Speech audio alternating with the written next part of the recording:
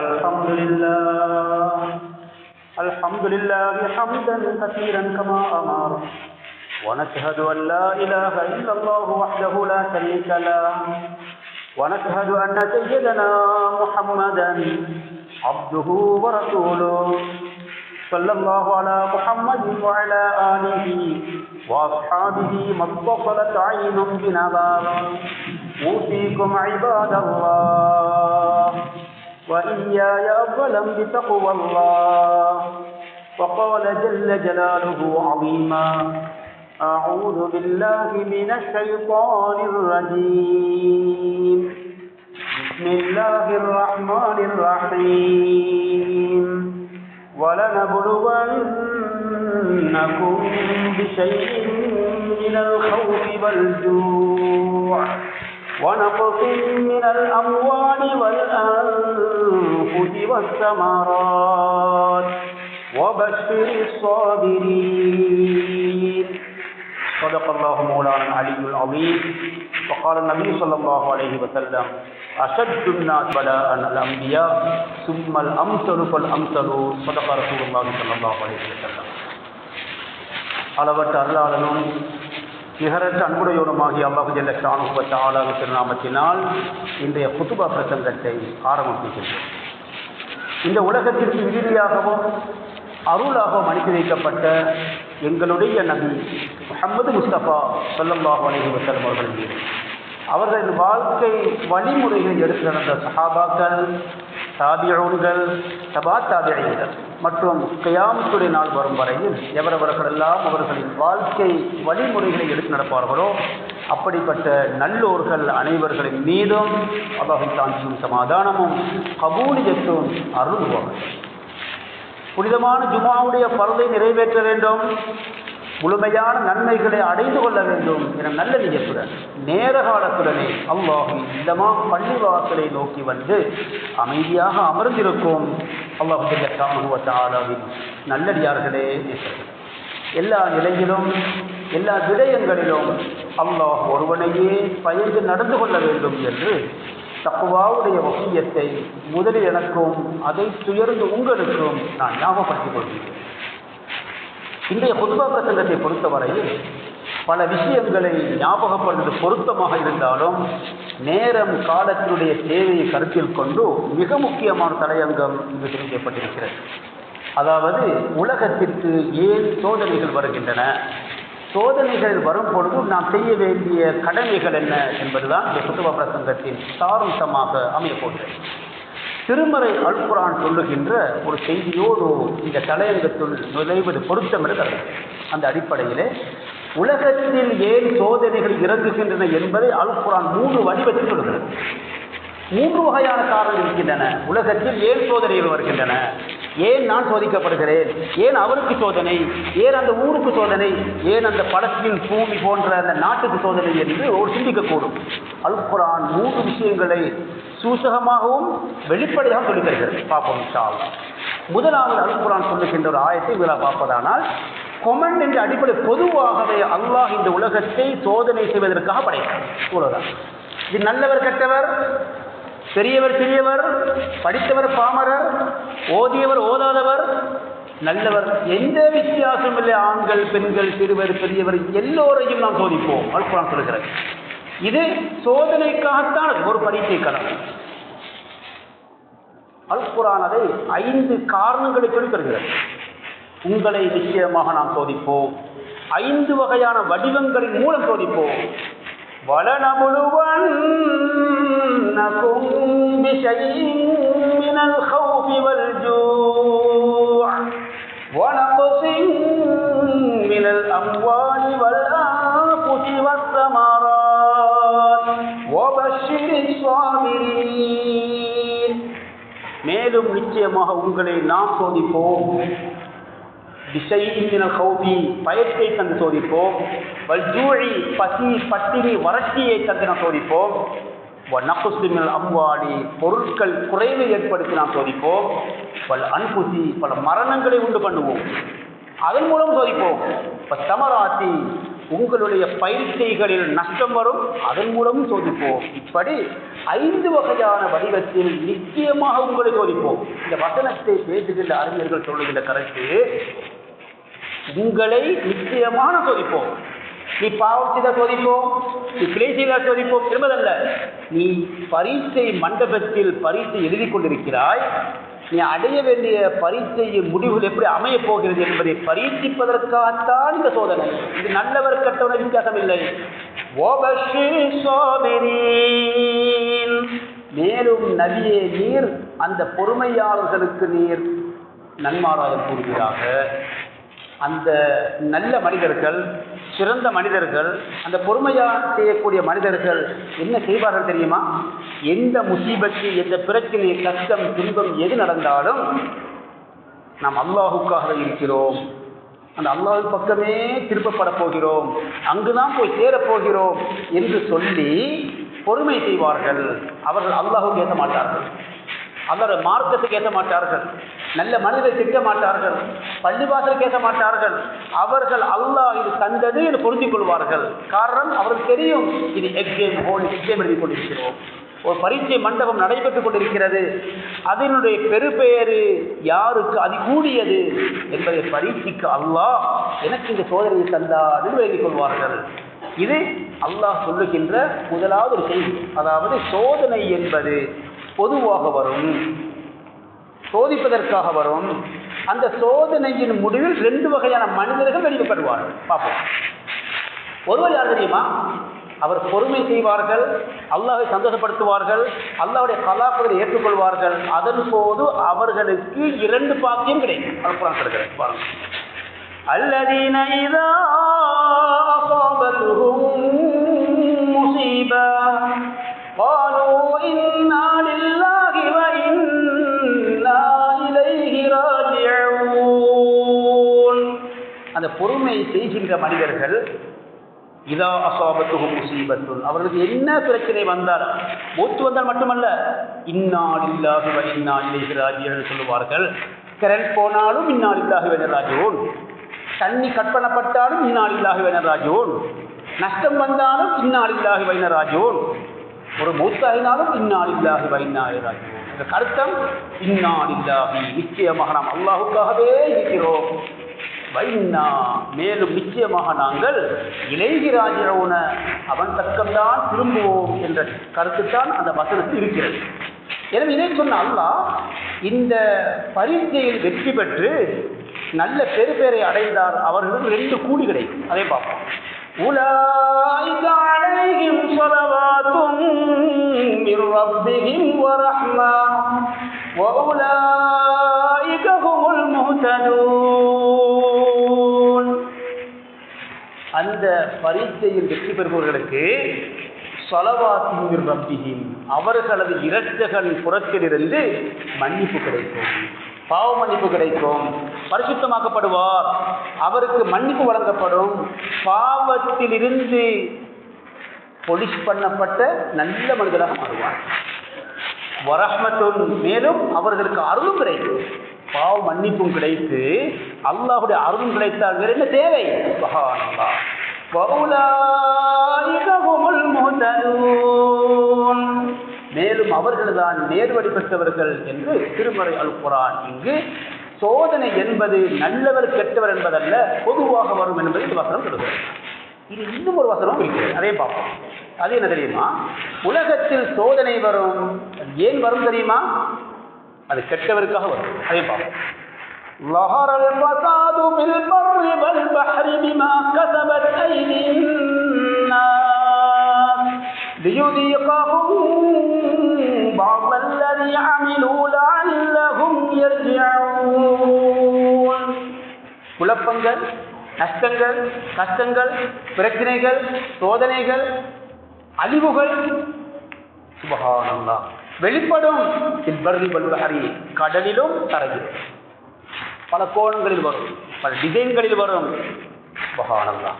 ஏன் தெரியுமா? அது பிமா கஸபத் ஐதின்னா, அது மனிதர்கள் தன் கரங்களால் சம்பாதித்து கொண்டவைகளின் முடிவுதானது என்று திருமறை அல்குர்ஆன் சொல்லிவிட்டு, ஏனது எதற்காக? சுப்ஹானல்லாஹ். அந்த சோதனையில் சிக்கொண்டு பிழை செய்து கொண்டிருக்கின்ற மனிதன் தன்னுடைய பிழையை சிந்தித்து தானாக அதை தௌபாவின் பக்கம் தன்னை சீர்திருத்தி நல்லவனாக மாறுவதற்கு. இப்போ வாகனம் செல்லுகிறது. இப்போ வாகனத்தை ஓட்டி கொண்டு செல்கிறார். முன்னால் பார்த்தால் ஒருவர் நடந்து செல்கிற நடு ரோட்டிலே கொஞ்ச நேரம் பார்த்தார், இது கொஞ்ச நேரம் பார்த்தார், இன்னும் கொஞ்ச நேரம் பார்த்தார், கொஞ்ச நேரம் போன நடு ரோட்டில் பேசிக்கொண்டு போகிறார் டெலிஃபோனில். அவரை மறந்து விட்டார். அவர் நான் எங்கு போகிறேன், என்ன செய்கிறேன் அவருக்கு தெரியாது. கொஞ்சம் கொஞ்சமாக நடு ரோட்டுக்கு வந்தவருக்கு வாகனம் ஓட்டுப்போர் முதலாவது என்ன செய்வார்? போன் அடிப்பார். நான் வாகனம், நான் சாரதி, வாகனம் பின்னால் வருகிறது, நீ போவது பிள்ளை என்று சொல்லி காட்டுவார். அந்த ஹோன் தான் அல்குர்ஆன் சொல்வதை பாருங்கள். அவர்கள் செய்து கொண்டிருக்கின்ற தவறுகளை உணர்த்தி லஅல்லஹும் யர்ஜிஊன, எங்கள் பக்கம் அவர்கள் திரும்பி வருவதற்காக உலகத்தில் சோதனைகள் வெளிப்படும். சுப்ஹானல்லாஹ். இது இரண்டாவது. மூன்றாவது இருக்கிறது சுப்ஹானல்லாஹ். அது எது? ஹலாகத்.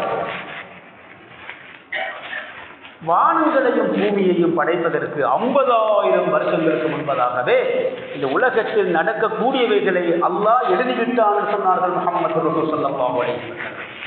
மா அஸாப மின் முஸீபத்தின் இல்லா பிஇذنில்லாஹ். எந்த முசீபத்து வந்தாலும், எந்த பிரச்சனை வந்தாலும், எந்த கஷ்டம் வந்தாலும், எந்த நடங்காத பிரச்சனை வந்தாலும் இல்லா பிஇذنில்லாஹ், அல்லாஹ்வுடைய ஏற்பாட்டின் பேரில், அவனுடைய உத்தரவின் பேரில் அது நடைபெற்றுக் கொண்டிருக்கிறது என்று திருமறை அல்குர்ஆன். இந்த மூன்று காரணங்களையும் அல்குர்ஆன் சொல்வது போல முஹம்மது ரசூல் ஸல்லல்லாஹு அலைஹி வஸல்லம் அவர்களும் ஒரு செய்தி சொல்கிறார்கள். சுப்ஹானல்லாஹ். இந்த உலகத்தில் சோதனை வரும் எதற்கு தெரியுமா? அந்தஸ்துகளை கூட்டுவதற்காக. நபிமார்களுக்கு சோதனை வந்தது போல, இறை நேசர்களுக்கு வந்தது போல நபிமார்கள் சோதனை வந்தது. பாவம் செய்தார்களா? குற்றம் செய்தார்களா? மோசடி செய்தார்களா? அநியாயம் செய்தார்களா? அட்டுழியம் புரிந்தார்களா? அஷத்துன்னாசி பலாஅன் அல் அம்பியா சொன்னார்கள் ஸல்லல்லாஹு அலைஹி வஸல்லம். மனிதர்களிலே கடுமையாக சோதனைக்கு உட்படுத்தப்படுபவர்கள் அல் அம்பியாவு, நபிமார்கள் தான். சும்மல் அம்சலு பல் அம்சலு, உலகம் அழியும் வரையில் அதற்கு பிறகு ஈமானிலே உறுதிக்கு ஏற்ப அவர்களுக்கு சோதனை வந்து கொண்டே இருக்கும் என்று சொன்னார்கள் முஹம்மது ரசூல் ஸல்லல்லாஹு அலைஹி வஸல்லம். இன்னமா யுபத்தல ரஜுலு அலா ஹஸபி தீனிஹி, ஒரு மனிதனுடைய தீனுடைய அடிப்படையில் அவனுக்கு சோதனைகள் வித்தியாசமாக வரும். இவன் நல்லவனாக இருப்பான், சோதனை வரும். சிந்திக்கக்கூடும், நான் தொழுகையாளி, நான் சதக்கா கொடுக்கக்கூடியவன், அவருக்கு உதவி செய்யக்கூடியவன், அல்லாஹ்வுடைய ஹக்கையும் சரியாக நிறைவேற்றுகிறேன், அடியார்களுடைய ஹக்கையும் சரியாக நிறைவேற்றிக் கொண்டிருக்கிறேன், இந்த நிலையில் எனக்குமா சோதனை வரும்? நபிமார்களுக்கு வந்தது போல, சஹாபாக்களுக்கு வந்தது போல, இறை நேசர்கள் அல்லாஹ்வுடைய பார்வையில் எவரெல்லாம் இறை நேசர் இருப்பார்களோ அவர்களுக்கு வந்தது போல. சுப்ஹானல்லாஹ். அல்குர்ஆன் விஷயங்களிடம் ஏன் சொல்லுகிறது, ரசூல் முஹம்மது முஸ்தபா ஸல்லல்லாஹு ஏன் சொல்லுகிறார் என்பதை சுருக்கமாக நோக்குவதானால், உலகத்தில் மாறி மாறி சோதனைகள் வந்து கொண்டிருக்கும். நல்லவருக்கு வரும், கெட்டவருக்கு வரும், பொதுவாக வரும், சிறியவருக்கு வரும், அப்பாவிக்கு வரும், குழந்தைக்கு வரும். சுப்ஹானல்லாஹ். சென்ற வருஷம் 2024ஆம் ஆண்டு நவம்பர் மாதம் 26ஆம் தேதி நடந்தது. இதே போல 2004ஆம் ஆண்டு 12ஆம் மாதம் 26ஆம் தேதி இந்த நாட்டில் நடந்தது. 1990களில் நடந்தது, 1996 நடந்தது. பார்ப்போம், ஓல்டா இன்ஷா அல்லாஹ் நேரம் இருக்கும் அளவு பார்ப்போம். சோதனை வித்தியாசம் வரும். 1990ஆம் ஆண்டு சுற்றத்திலே வடகிழக்கிலிருந்து 24 மணித்தியாலத்துக்குள் அந்த ஏரியாவில் இருந்து லட்சக்கணக்கான முஸ்லிம்கள் விரட்டப்பட்டார்கள். பாவம் செய்தா குழந்தைகள் விரட்டப்பட்டார்களே, கருத்தில் விளக்கப்பட்டார்களே, அப்பாவில் துரத்தப்பட்டார்களே, பாவிகள் இருந்திருப்பார்கள். அது வேறு விஷயம், யாருக்கு தெரியும்? அல்லாஹ்வுடைய சோதனை வரும். 1990 சொல்கிறேன், 1905ஆம் ஆண்டு நடந்தது நாட்டில் பெரிய கலவரங்கள், பழைய வரலாறுகள். இப்படி பார்த்துக் கொண்டு சென்றால் 1996ஆவது ஆண்டுக்கும் 1990ஆம் ஆண்டுக்கும் நடுவிலேதான் காத்தாங்குடியில் முஸ்லிம் சமூகம் தொழுது கொண்டிருந்தது சுபஹ் தொழுகை. காத்தாங்குடி பள்ளிவாசலிலே கொலை செய்யப்பட்டார்களே, படுகொலை செய்யப்பட்டார்களே, இன்றும் அந்த பள்ளிவாசல் ஞாபகத்திற்காக வரலாறாக பதியப்பட்டிருக்கிறது. ஷஹீதாக்கப்பட்டவருடைய பெயர்கள் கூட பாதுகாக்கப்பட்டிருக்கிறது. சுப்ஹானல்லாஹ். இது உலகத்தில் சோதனை மாறி மாறி வரும். 76 ஆண்டுகளாக பலஸ்தீன பூமியில் நடக்கிறது. கொலையும் அச்சுறுத்தலும் அநியாயமும் ஆக்கிரமிப்பும் அற்று நடக்கிறது. பாவம் செய்தார்களா? இப்படி உலகத்தில் சோதனை வித்தியாசமாக வரும். எதற்காக வரும்? அது அல்லாஹுக்கு தான் தெரியும். எனவே நாம் என்ன செய்ய வேண்டும் என்பதுதான் இந்த குத்பா பிரசங்கத்தின் அடுத்த பகுதி. இன்ஷா அல்லாஹ் மிக நீளமான பல தகவல்கள் இருந்தாலும் நான் சுருக்கி செல்கிறேன்.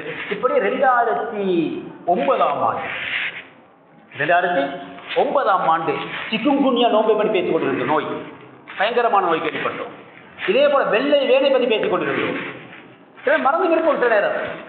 2004ஆம் ஆண்டு சுனாமி, இந்த நாட்டிலே கோடி கோடி சொத்து அழிந்தன, பல 100 மதரசாக்கள் அழிந்து நாசமாகின. இதே போல கடைகளா, வீடுகளா, சுபஹானல்லாஹ், ஸ்கூல்களா, பல்கலைக்கழகங்களா, எந்த வித்தியாசமும் இல்லாமல் பல கோடி பில்லியன் டிரில்லியன் டாலர் சுபஹானல்லாஹ் இந்த நாட்டை அழிந்து நாசமாகியது சோதனை 2004ஆம் ஆண்டு. இப்படியே 2006ஆம் ஆண்டு சொர்க்கத்திலே மூதூர் கலவரம், எல்லாம் பாதுகாக்க எத்தனை முஸ்லிம்கள் சோதனைக்கு உட்படுத்தப்பட்டார்கள். இப்படியே வரலாறை சொல்லிக்கொண்டு செல்லலாம். இப்படியே பார்த்தா 2019ஆம் ஆண்டு ஆகும் பொழுது ஜிகன கலவரம், கொரோனா, இதெல்லாம் பேசினோம். 1 வருஷம் 2 வருஷம் 3 தொடர்ந்து இதை சோதிக்கப்பட்டோம். இது உலகத்தில் சோதனைகளை அல்லாஹ் அனுப்பிக்கொண்டே இருப்பான். நாம் என்ன செய்ய வேண்டும் என்பதற்காகத்தான் இந்த செய்திகளை ஞாபகப்படுத்தி இப்பொழுது எங்களுக்கு 2 பொறுப்பு இருக்கிறது என்பதை கொண்டு இந்த 2 பொறுப்பில் முதலாவது பொறுப்பு என்ன தெரியுமா? அல்லாஹ் சில மனிதர்களை சோதிப்பான், எங்களுக்கு முன்னால் போய் சோதிப்பான். அது எதற்காக தெரியுமா? உன்னை நான் காப்பாற்றினேன், அவனை நான் காப்பாற்றவில்லை, நீ அவனுக்காக என்ன செய்ய போகிறாய்? சுப்ஹானல்லாஹ். ஒரு கூட்டத்துக்கு சோதனையும் அழிவும் கஷ்டமும் வரும். அந்த நேரத்திலே சந்தோஷமாக சோதனைகளுடன் பாதுகாக்கப்பட்டு இருக்கின்ற சமூகத்துக்கு மிகப்பெரிய பொறுப்பு வரும். ஒருவருக்கு கொடுத்து சோதிப்பான், ஒருவரிலிருந்து எடுத்து சோதிப்பான். வநபுலுகும் பிஷ்ஷர்ரி வல் கைரி பின்னா வஇலைனா துர்ஜஊன்.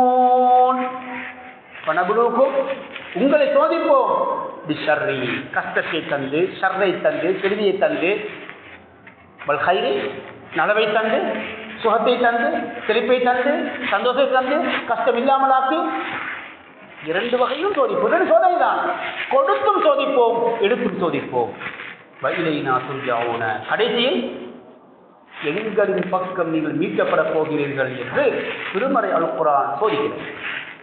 சோதனை பற்றி சொல்லுகிறார். எனவே இந்த நாட்டை பொறுத்தவரையிலே இந்த 2025ஆம் ஆண்டிலே நவம்பர் மாதம் 27, 28, 29, 30 இப்படியே கிட்டத்தட்ட 1 வாரம் கடக்கப் போகிறது, கடந்து கொண்டிருக்கிறது. இந்த நாட்டிலே பல கோடி கோடி ரூபாய்கள் அழிந்து நாசமாகிவிட்டன. இதில் தரவுகளை இதுவரைக்கும் வெளிப்படவில்லை. காரணம், சென்ற வெள்ளிக்கிழமை இன்னொரு கணக்கெடுத்திருந்தார்கள். பல 100 பேர் கொல்லப்பட்டாலும் சில கணக்கு போடப்பட்டிருந்தது. இந்த வெள்ளிக்கிழமை வரை அல்லாஹ் அறிந்தவர். இதே போல காணாமல் போனவர்கள் எத்தனை வீடுகள், எத்தனை வாகனங்கள், எத்தனை உயிர்கள் காவு கொள்ளப்பட்டன என்றெல்லாம் பல கணக்கு. அதிலும் குறிப்பாக இந்த கம்பளை பிரதேசமாக இருக்கட்டும், இதே போல டெல்துட பிரதேசமாக இருக்கட்டும், இதே போல பக்கத்தில் ஊராய ரம்புக்குள பிரதேசமாக இருக்கட்டும், இப்படி எத்தனையோ ஊர்கள் பல சேதங்களுக்கு உட்படுத்தப்பட்டு நேற்று ஒரு தரவு வெளியாகியது. இந்த அழிவு நாசம் யாருக்கு கூட, மௌத்து எந்த ஊரில் கூட, இப்படி ஒரு லிஸ்ட் கூட வெளியாக இருக்கிறது. சுப்ஹானல்லாஹ். அப்படி பார்க்கும் பொழுது அல்லாஹ் இந்த வரக்கா முறையில் இருக்கின்ற எங்களையும், இந்த அக்குமை பிறகு இருக்கின்ற எங்களையும், இந்த மாத்தளை பங்கு இருக்கிற எங்களையும் கொஞ்சம் சிந்தித்து பார்த்தால் மற்ற நாடுகளோடு ஊர்களோடு ஒப்பிட்டு பார்க்கும் பொழுது அல்லாஹ் எங்களை பாதுகாத்து வைத்திருக்கிறார். அக்குனை பிரதேசத்துக்கும் வெள்ளம் வந்தாலும் ஏனைய காலம் ஒப்பிடும் பொழுது ரொம்ப குறைவு என்று சொல்ல வேண்டும். இதே போல ஏனைய நாட்கள், ஏனைய நாடுகள் ஒப்பிட்டு பார்த்தாலும் கொண்டும் இல்லை என்று சொல்ல வேண்டும். அல்ஹம்துலில்லாஹ். அது பல கோடி, அது வேறு விஷயம். ஆனால் கொஞ்சம் தான். ஏன் கம்பளை ஒப்பிடும் பொழுது, தம்புக்குளை ஒப்பிடும் பொழுது, வேறு ஊரில் ஒப்பிட்டு பார்த்தால் ரொம்ப குறைவு என்று சொல்ல வேண்டும். அல்லாஹ் இது குறைத்து சோதனை தந்தால் அல்ஹம்துலில்லாஹ். சோதனையை சிலருக்கு கொடுக்காமல் அதை பாதுகாத்தான், அதுவும் அல்ஹம்துலில்லாஹ். என்ன செய்வோம் இன்ஷா அல்லாஹ்? செய்ய வேண்டியது முதலாவது அந்த மக்களுக்காக நாம் துஆ செய்வோம். சொன்னார்கள் முஹம்மது ரசூல் ஸல்லல்லாஹு அலைஹி வஸல்லம், மனிதர்கள் செய்கின்ற துஆக்கள் 2 நேரம் கேட்கப்படுகின்ற துஆக்கள் மிக அவசரமாக அங்கீகரிக்கப்படும். ஒன்று தஹஜ்ஜுடைய நேரத்தில் கேட்கப்படுகின்ற துஆ ஃபி ஜௌஃபில் லைல். சொன்னார்கள் ஸல்லல்லாஹு அலைஹி வஸல்லம், அஸ்ரா துஆ இஜாபா ஃபி ஜௌஃபில் லைல். இரவின் கடைசி பகுதியில் நடுநிசியில் கேட்கப்படுகின்ற துஆ அங்கீகரிக்கப்படும் அவசரமாக. இதே போல துபுர குல்லி ஸலா, ஒவ்வொரு தொழுகைக்கு பிறகும் தொழுகையின் கடைசி நேரத்தில் தொழுகின்ற அந்த துஆ அதுவும் மிக வேகமாக அங்கீகரிக்கப்படும் என்று சொன்னார்கள் ஸல்லல்லாஹு அலைஹி வஸல்லம். இது 2. இன்னும் ஒரு விசேஷமான துஆ இருக்கிறது. அது தெரியுமா? நான் அவருக்காக துஆ கேட்கிறேன், அவர் எனக்காக துஆ கேட்கிறார். இதே ரசூல் எப்படி சொல்லுகிறதை பாருங்கள். இன்ன அஸ்ரஅ துஆஇ இஜாபத்தன் தஅவத்து காயிபி லிகாயி. சொன்னார்கள் ஸல்லல்லாஹு அலைஹி வஸல்லம், நிச்சயமாக துஆக்களிலே வேகமாக அவசரமாக அங்கீகரிக்க தகுதியான துஆ எது தெரியுமா? தஅவத்து காயிபி லிகாயி. ஒருவர் அடுத்தவருக்கு செய்கின்ற துஆ என்று சொன்னார்கள் முஹம்மது ரசூல் ஸல்லல்லாஹு அலைஹி வஸல்லம். துஆ கேட்போமா? சுப்ஹானல்லாஹ். துஆ அது ஒரு பகுதி. இன்னும் இருக்கிறது. இன்னும் ஒரு பகுதி என்ன தெரியுமா? அதுதான் அல்லாஹ் தஆலா யார் யாருக்கு என்னென்ன கொடுத்தானோ, என்ன வசதி வாய்ப்பு கொடுத்தானோ அந்த வசதியில் இருந்து அந்த மக்களுக்கு உதவி செய்வது. துஆ அது ஒரு கடமை, அது ஒரு பகுதி. அடுத்த பகுதி இருக்கிறது. அல்லாஹ் யார் யாருக்கு எவ்வளவு சொத்து செல்வங்களை கொடுத்தானோ, வசதியை கொடுத்தானோ, அறிவையும் ஆற்றலை கொடுத்தானோ, என்னென்ன திறமைகளை எல்லாம் கொடுத்தானோ அவரவருக்கு கொடுக்கப்பட்ட அந்த ஆற்றல் வசதி வாய்ப்பு முடியுமானதிலிருந்து அடுத்தவருக்கு உதவுவார். சொன்னார் ரசூலுல்லாஹ், மன் கான ஃபி ஹாஜதி அஹீஹி கானல்லாஹு ஃபி ஹாஜதிஹி. சுப்ஹானல்லாஹ். சொன்னார்கள் ஸல்லல்லாஹு அலைஹி வஸல்லம், யார் அடுத்த மனிதருடைய தேவைக்காக வேண்டி தன்னை ஒதுக்குறாரோ அல்லாஹ் அவருக்காக தன்னை ஒதுக்கிக் கொள்வான். சொன்னார்கள் ஸல்லல்லாஹு அலைஹி வஸல்லம். அடுத்தவருக்கு உதவி செய்தோமா, அடுத்தவருக்கு துஆ கேட்டோமா, அல்லாஹ் எங்களுக்கு துஆ கேட்க மலக்கை போடுவான். சுப்ஹானல்லாஹ். சொன்னார்கள் ஸல்லல்லாஹு அலைஹி வஸல்லம், ஒரு மனிதர் அடுத்த மனிதருக்கு துஆ கேட்டால் வக்கலல்லாஹு, அல்லாஹ் சாட்டுவான். மலக்கல் ஒரு மலக்கையே சாட்டி விடுகிறார். எதற்காக தெரியுமா? இந்த மனிதர் அவருக்காக ஒரு துஆ கேட்க இந்த மலக்கு என்ன சொல்வார் தெரியுமா? லக மிஸ்லு தாலிக, லக மிஸ்லு தாலிக. எதை நீ அவருக்காக கேட்டாயோ அதே நியமத்தும் அருளும் பாக்கியம் உனக்கும் கிடைக்கட்டும். சுப்ஹானல்லாஹ். அடுத்தவருக்காக துஆ கேட்டாலே ஒரு மலக்கு எங்களுக்காக துஆ கேட்கிறார் என்றால், அடுத்தவருக்கு நாம் இந்த பொருளாதாரத்திற்கு செலவு செய்து அள்ளி அள்ளி கொடுத்து அவர்களுடைய பிரச்சனைகளையும் பாதுகாத்து எங்களுக்கு முடியுமான முயற்சி ஈடுபட்டால் கூலி கிடைக்காதா? கானல்லாஹு ஃபீ ஹாஜதிஹி. யார் அடுத்தவருடைய ஹாஜத்தை நிறைவேற்ற முயற்சிப்பாரோ அல்லாஹ் இவருடைய ஹாஜத்துகளை தேவையை நிறைவேற்ற அவர் முடிவு செய்வார் என்று சொன்னார்கள் ஸல்லல்லாஹு அலைஹி வஸல்லம். இந்த உலகத்திலே வாழுகின்ற 820 கோடிக்கு மேற்பட்ட மனிதர்களிலே சிறந்தவர் யார்? இது ரசூலுல்லாஹ் சொல்லுகின்ற செய்தி. உலகத்தில் வாழ்ந்து கொண்டிருக்கின்ற 820 கோடிக்கு மேற்பட்ட மனிதர்களிலே சிறந்தவர் யார்? சுப்ஹானல்லாஹ். சொன்னார்கள் ஸல்லல்லாஹு அலைஹி வஸல்லம், சிறந்தவர் யார் தெரியுமா? கைருன் நாஸி அன்ஃபஉஹும் பின்னாஸ். மனிதர்கள் சிறந்தவர் அடுத்த மனிதருக்கு உதவி செய்பவர் என்று சொன்னார்கள் ஸல்லல்லாஹு அலைஹி வஸல்லம். அடுத்தவருக்கு கை கொடுப்பவர், அடுத்தவரை பற்றி கவலைப்படுபவர், அவரை பாதுகாக்க முயற்சிப்பவர், அவருக்காக தன்னுடைய சொத்து செல்வத்தை இறைப்பவர், செலவழிப்பவர், வாரி வழங்கக்கூடியவர், அவருக்காக குரல் கொடுப்பவர். இதுவெல்லாம் இந்த உலகத்தில் வாழ்ந்து கொண்டிருக்கின்ற 820 கோடிக்கு மேற்பட்ட மனிதர்களில் சிறந்தவர் தான் அவர். சுப்ஹானல்லாஹ். அந்த சிறந்தவர் கூட்டத்தை இன்ஷா அல்லாஹ் நாம் தேர்வு முடிவு வைத்துக் கொள்ளுங்கள். சொன்னார்கள் ரசூலுல்லாஹ், அடுத்த மனிதர்களுக்கு உதவுவதற்கிறதே அது மிகப்பெரிய தர்மம். சதகத்து துத்ஃபியுல் ஹதீஅத கமா யுத்ஃபியுல் மாஉ நார. கரை படிந்திருக்கின்ற ஒரு இரும்பை வைத்துக் கொள்ளுங்கள். கரை படிந்திருக்கின்ற இரும்பு, கரை படிந்திருக்கின்ற இருப்பிலே இருக்கின்ற துருவை நீக்க சூடு காட்டுவார்கள். இந்த சூட்டின் மூலம் இரும்பு துப்புரவாகும். அதை வளைக்க முடியும், கத்தியாக்க முடியும், மண்வெட்டியாக்க முடியும், அளவாங்காக்க முடியும். திறன் வைத்திருப்பது போல அதை மாற்றலாம், துப்புரவாக்கலாம். சுப்ஹானல்லாஹ். சொன்னார் ரசூலுல்லாஹ், மனிதர்களின் உலகத்திலே கொடுக்கின்ற தான தர்மம் இருக்கிறதே, ஒரு தண்ணீர் நெருப்பை அணைப்பது போல அது அணைத்து விடும் சொன்னார்கள் ஸல்லல்லாஹு அலைஹி வஸல்லம். அந்த அளவுக்கு பவர்ஃபுல், பாரமானது, கனமானது, சக்தி மிக்கது, பாரம் மிகுந்தது சதகா என்று சொன்னார்கள் ஸல்லல்லாஹு அலைஹி வஸல்லம். எனவே யார் யாருக்கெல்லாம் அல்லாஹ் நிறைய கொடுத்திருப்பானோ, அதை குறைத்து கொடுத்திருப்பானோ, அளந்து கொடுத்திருப்பானோ, அவரவர் வசதிக்கு ஏற்ப அந்த பாதிக்கப்பட்ட மக்களுக்காக தாராளமாக கொடுப்போம் இன்ஷா அல்லாஹ். இந்த நியத்தை வைத்துக் கொள்ளுங்கள். ரசூலுல்லாஹ் இன்னும் 2 செய்தி சொல்ல போகிறார். என்ன தெரியுமா? இந்த சதகா கொடுப்பவர் 2 வகையாக கொடுப்பார். 2 வகையில் கொடுப்பார். ஒன்று எப்படி தெரியுமா? வெளிப்படையாக கொடுப்பார், பகிரங்கமாக. இன்னொருவர் மறைமுகமாக கொடுப்பார். 2ம் சரி கபூல். பார்ப்போம்.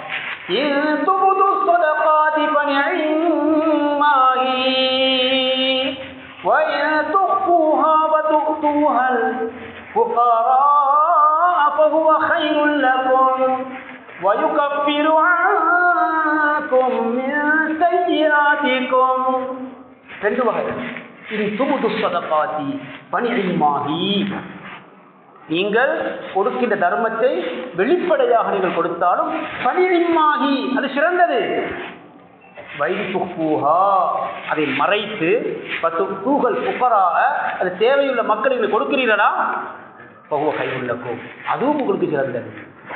எனவே தர்மம் கொடுப்போம் 2 நிலையில், அந்த 2ம் அங்கீகரிக்கப்படும். ஆனால் இஹ்லாஸ் என்பது ஒரு கல்புக்குள் இருக்கிறது.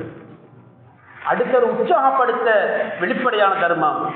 வெளிப்படையான தர்மத்தின் நோக்கமே இவர் கொடுத்தார் நான் கொடுப்போம் இன்ஷா அல்லாஹ். என்னை பார்த்து அவர் கொடுக்கட்டும். மன் சன்ன சுன்னத்தன் பலகு அஜ்ருஹா வ அஜ்ரு மன் அமில பிஹா இலா யௌமில் கியாமah. சொன்னார்கள் ஸல்லல்லாஹு அலைஹி வஸல்லம், எவரின் மூலமாக ஒரு நன்மை நடக்கிறதோ அந்த நன்மை செய்தவருடைய நன்மை இவருக்கு கொடுக்கப்படும். லா யுன்ஃபஸு மின் அஜ்ரிஹி ஷைஉன்.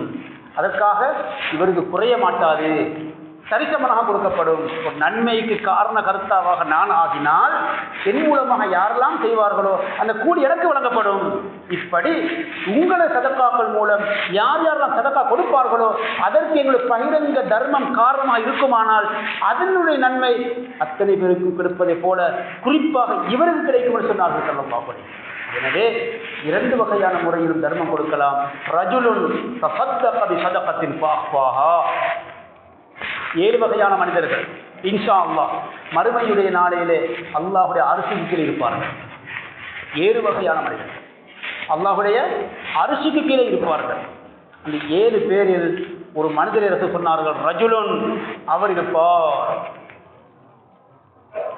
தஸத்தக அவர் தர்மம் கொடுத்தார், இஸ்ஸதகத்தின் ஒரு தர்மம், இன்னொரு தர்மம் அவர் வசதிக்கு ஏற்ப. இவர் சாதாரணமான ஏழை, சாதாரணமான மனிதர், அவருக்கு முடியுமா சதக்காவே கொடுத்தார், யாரும் அறியாமல் கொடுத்தார். சுப்ஹானல்லாஹ். அவர் கொடுத்தது வழக்கத்தால் கொடுத்ததை இடது கரம் அறியாத அளவுக்கு இரகசியமாக கொடுத்தார். இது ரகசியமான தர்மத்துக்கு இருக்கின்ற சிறப்பு. கொடுப்போம் இன்ஷா அல்லாஹ். ரகசியமாக கொடுப்போம், பரகசியமாக கொடுப்போம், அள்ளி அள்ளி கொடுப்போம், வாரி வழங்குவோம். அந்த கஷ்டத்தில் உலர்கின்ற மக்களுக்காக இந்த கை கொடுப்போம். இது ரசூலுல்லாஹ் சொன்ன இன்னும் சில செய்திகளை மட்டும் சொல்லி முடிக்கலாம் என்று கருதுகிறேன். அந்த அடிப்படையில் ரசூல் சொல்லுகிற செய்தியை பாருங்கள். மன் நஃபஸ அன் முஃமினின் குர்பா. யார் அடுத்த மனிதனுடைய கஷ்டத்தை நீக்குகிறாரோ நஃபஸல்லாஹு அன்ஹு குர்பத்தன் மின் குரபி யௌமில் கியாமah. மறுமையுடைய நாளையிலே அல்லாஹ் இவருக்கு வரக்கூடிய கஷ்டத்தை அல்லாஹ் நீக்கி விடுகிறான் என்று சொன்னார்கள் முஹம்மது ரசூல் ஸல்லல்லாஹு அலைஹி வஸல்லம். இந்த உலகத்தில் எங்களுக்கு கிடைத்தாலும் கிடைக்காவிட்டாலும் அத்தனையும் அல்லாஹ் மறுமையில் முழுமையாக தர இருக்கிறான். எனவே அள்ளி அள்ளி கொடுப்போம், அந்த மக்களுக்காக குரல் கொடுப்போம். சுபஹானல்லாஹ். எத்தனையோ ஏழைகள், எத்தனையோ கஷ்ட உள்ளவர்கள், எத்தனையோ நோயாளிகள், எத்தனையோ விதவைகள், எத்தனையோ அனாதைகள், எத்தனையோ வாலிபர்கள் தொழில் இல்லாமல் கஷ்டத்தோடு மறைமுகமாக வாழ்ந்து கொண்டிருக்கிறார்கள். பல தகவல்கள், பல தரவுகள் வெளியாகிக் கொண்டே இருக்கின்றன. ஒவ்வொரு மஹல்லாக்களும் அவரவர் மஹல்லா விசாரித்து பார்க்க தெரிய வரும், அல்லது ஊரை விசாரித்தா தெரியும். எத்தனை கோடிக்கணக்கான ரூபாய் இழந்த நிலையில் நம்ம முஸ்லிம் சமூகம் மட்டுமல்ல, முஸ்லிம் அல்லாத சகோதரர்களும் கஷ்டத்தோடு வாழ்ந்து கொண்டிருக்கிறார்கள். எனவே அவர்களுடைய கஷ்டத்தை நீக்க முன் வர வேண்டும். இன்னும் சொன்னார்கள் ரசூலுல்லாஹ் ஸல்லல்லாஹு அலைஹி வஸல்லம், எவருடைய சதகா மறுமைக்கும் பிரச்சனை அளிக்கும், உலகத்திலும் பிரச்சனை தரும். மறுமையில் மட்டுமல்ல பிரச்சனை தீரும். சொன்னார்கள் ஸல்லல்லாஹு அலைஹி வஸல்லம், வல்லாஹு ஃபீ அவுனில் அப்தி மா கானல் அப்து ஃபீ அவுனி அஹி. சொன்னார்கள் ஸல்லல்லாஹு அலைஹி வஸல்லம், அடுத்த மனிதருக்காக யார் செலவழிப்பாரோ, அள்ளி கொடுப்பாரோ, கை கொடுப்பாரோ, ஆறுதல் சொல்லுவாரோ, சுப்ஹானல்லாஹ், அவருடைய விஷயத்தில் அல்லாஹுடைய உதவி தொடர்ந்து இவருக்கு கொடுக்கப்பட்டு கொண்டே இருக்கும் என்று சொன்னார்கள் ஸல்லல்லாஹு அலைஹி வஸல்லம். இன்னும் சொல்வதை பாருங்கள், உங்களுக்கு எவ்வளவு முடியுமோ அவ்வளவு செய்வோம் இன்ஷா அல்லாஹ். மனித்தகா மின்கும் ஐயன்ஃபா அகாஹு ஃபல்யஃபால். அவரவருக்கு எது முடியுமோ அதை கொடுப்போம் இன்ஷா அல்லாஹ். ஒரு சஹாபி வந்தா ரசூலுல்லாஹ் காலத்திலே, சஹாபாக்கெல்லாம் இருக்கிறார்கள், ஒரு கேள்வி கேட்டார். எனக்கு எது தெரியுமா? ஆச்சரியமானது. சொன்னார்கள் ஸல்லல்லாஹு அலைஹி வஸல்லம், ஒரே ஒரு திர்ஹத்தை ஒருவர் தர்மம் கொடுத்தார், இன்னொரு ஒரு லட்சம் திர்ஹத்தை கொடுத்தார்.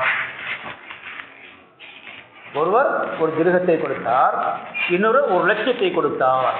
சபக திர்ஹமுன் மியத அல்ஃபி திர்ஹமின். இதை சொன்ன ஒரு சஹாபி கேட்டார், யா ரசூலல்லாஹ், என்ன ஆச்சரியம்! இவர் ஒரு திர்ஹத்தை கொடுத்தார், அவர் ஒரு லட்சம் திர்ஹத்தை கொடுத்தார். இந்த ஒரு லட்சம் திர்ஹத்தை விட இந்த ஒரே ஒரு திர்ஹம் சொர்க்கத்தின் பக்கம் முந்திவிட்டது. என்ன ஆச்சரியம் இது! ஒரு லட்சமா கூட, ஒரு ரூபாயா கூட, சுப்ஹானல்லாஹ், ஒரு ரூபாய் குறையவோ ஒரு லட்சம் கூட, லேசான செய்தி தெரியும் எல்லோருக்கும். சஹாபாக்கள் கேட்டார்கள், யா ரசூலல்லாஹ், என்ன ஆச்சரியம்! ஒரு திர்ஹம் கொடுத்தவருடைய நன்மை சொர்க்கத்தில் முந்திவிட்டது என்று சொல்லுகிறீர்கள், ஒரு லட்சம் கொடுத்தவருடைய நன்மை பிந்திவிட்டது என்று சொல்லுகிறீர்கள், என்ன கருத்து? சுப்ஹானல்லாஹ், சுப்ஹானல்லாஹ், ரசூலுல்லாஹ் சொல்லுகின்ற அழகான வார்த்தையை பாருங்கள். சொன்னார்கள், அந்த ஒரு லட்சம் திர்ஹம் கொடுத்தவர் யார் என்று உங்களுக்கு தெரியுமா? அல்லாஹ் அவருக்கு நிறைய கொடுத்திருந்தான், நிறைய கொடுத்திருந்தான். அகவ அகவ இன்னும் ஒரு விதி செய்ய கொஞ்சத்தை எடுத்தார், கொஞ்சத்தை எடுத்தார். அந்த கொஞ்சம் 1000 அந்த ஒரு லட்சம் இருக்கிறது, அவருடைய சொத்தை கணக்கு பார்த்தால் அவருடைய சொத்தில் இருந்து 1000 அது அந்த ஒரு லட்சம், அல்லது 100 அல்லது 10. ஆனால் அந்த ஒரு திர்ஹம் கொடுத்தவர் யார் தெரியுமா? கான இந்தஹு திர்ஹமானி ஃபஅஹத அஹதஹுமா ஃபதஸத்தக பிஹி.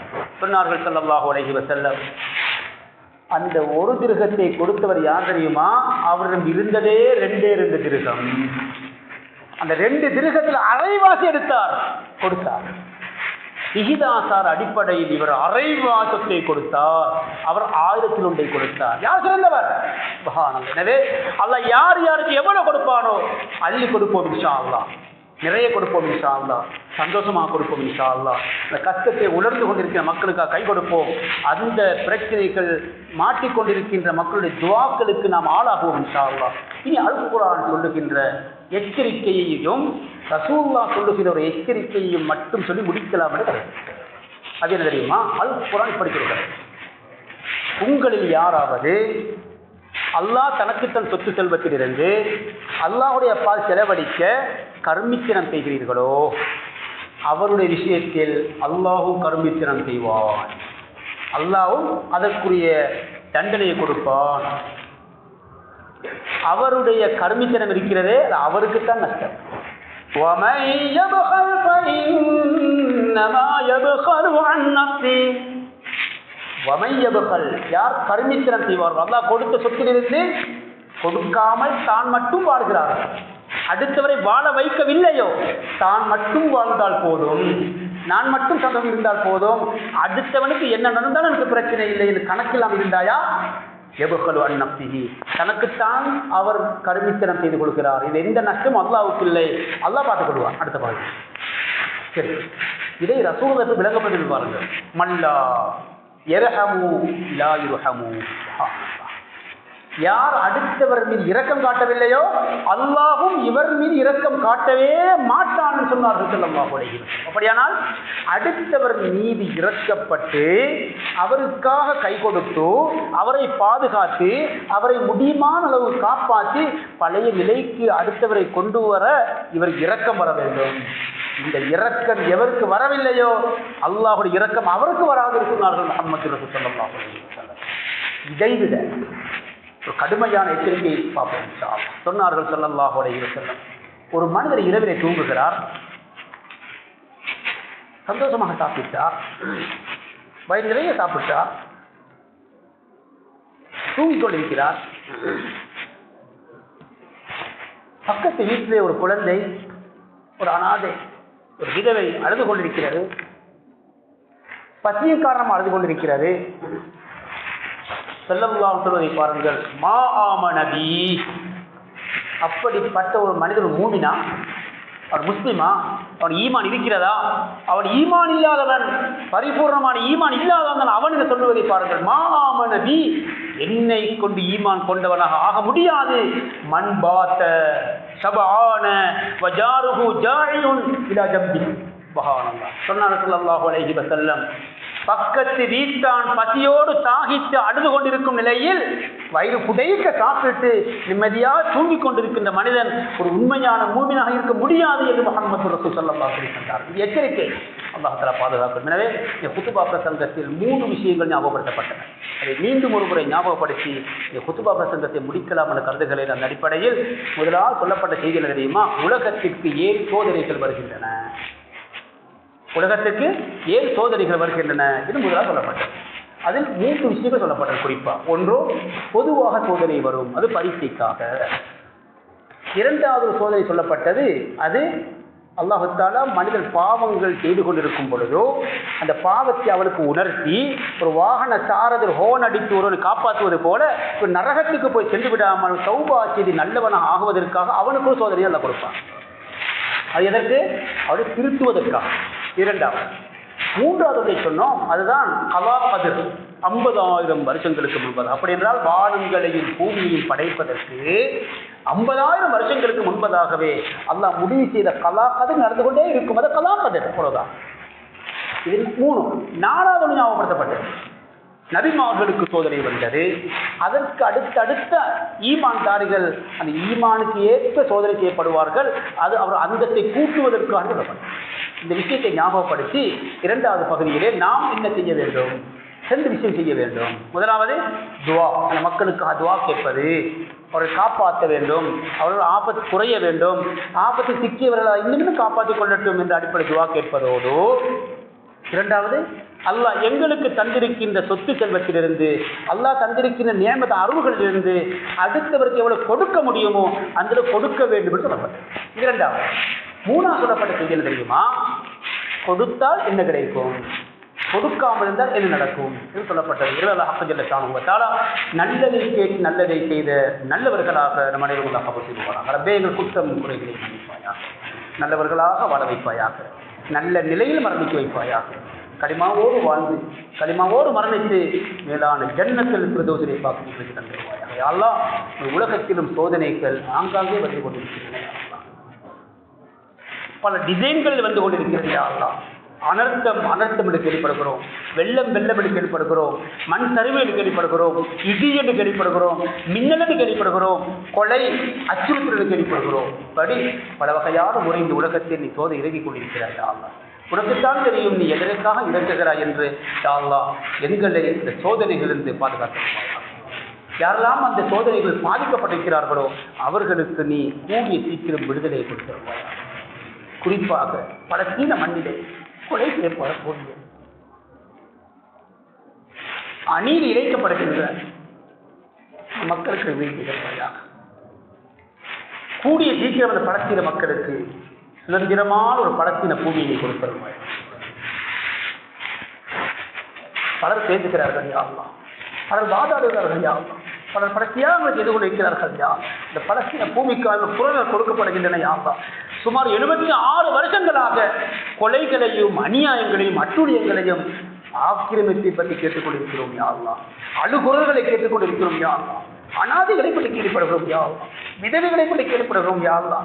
இன்னமும் அந்த அநியாயங்கள் முடிவதாக தெரியவில்லை யா அல்லாஹ். சமாதானம் மலர்ந்திருக்கிறது என்று சொல்லப்படுகிறது.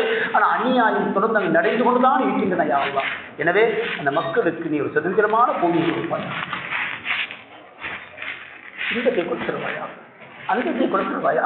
யாரெல்லாம் கொல்லப்பட்டு ஷஹீதாக்கப்பட்டார்களோ அத்தனை பேருக்கு கொடுக்க, யாரெல்லாம் கைகளையும் கால்களையும் உடல் உறுப்புகளை இழந்து கஷ்டப்பட்டுக் கொண்டிருக்கிறார்களோ அவர்களுக்கு நீ விடுவிப்பாயா. யாரெல்லாம் அனாதைகளாக விதவைகளாக இந்த பலஸ்தீன மண்ணிலே வாழ்ந்து கொண்டிருக்கிறார்களோ அவர்களுக்கு பொறுப்பாளராக நீயே இருப்பாயாக. இந்த அநியாயங்களையும் அட்டூழியங்களையும் தொடர்ந்து அந்த பூமியிலே செய்து கொண்டிருக்கின்ற, அதை பார்த்து ரசித்துக் கொண்டிருக்கின்ற, அதற்கு உதவி செய்து கொண்டிருக்கின்ற அத்தனை பேரையும் நீ அழித்து நாசமாக்கி வருவாயா. ஹிதாயத்தை இருந்தால் நீ கொடுத்துருவாயா. ரப்பே, இந்த நாட்டிலும் தொடர்ந்து பல சோதனை சந்தித்து வருகிறோம். யா அல்லாஹ், முஸ்லிம்களுக்கு கண்ணியமான வாழ்க்கை கொடுப்பாயாக, முஸ்லிம் அல்லாதவர்களுக்கும் கண்ணியமான வாழ்க்கை கொடுத்துருவாயாக, முஸ்லிம் அல்லாதவர்களுக்கு இஸ்லாத்தை பற்றி விளங்கப்படுத்துவாயாக, அவர்களுக்கு மேலான ஹிதாயத்தை கொடுப்பாயாக. ரப்பே, இந்த துஆக்களை ஏற்றுக்கொள்வாயாக. வாஹிரு தாவானா அல்ஹம்துலில்லாஹ்.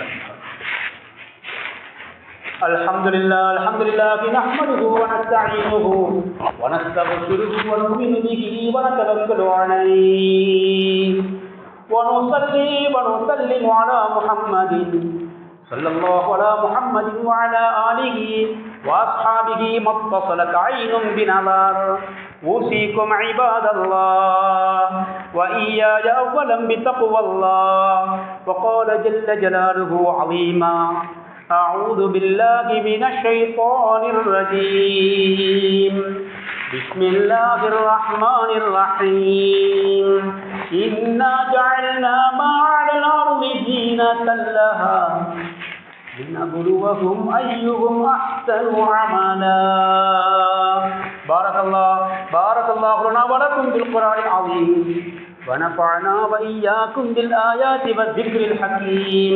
أقول قولي هذا أستغفر الله لي ولكم فاستغفروه إنه هو الغفور الرحيم.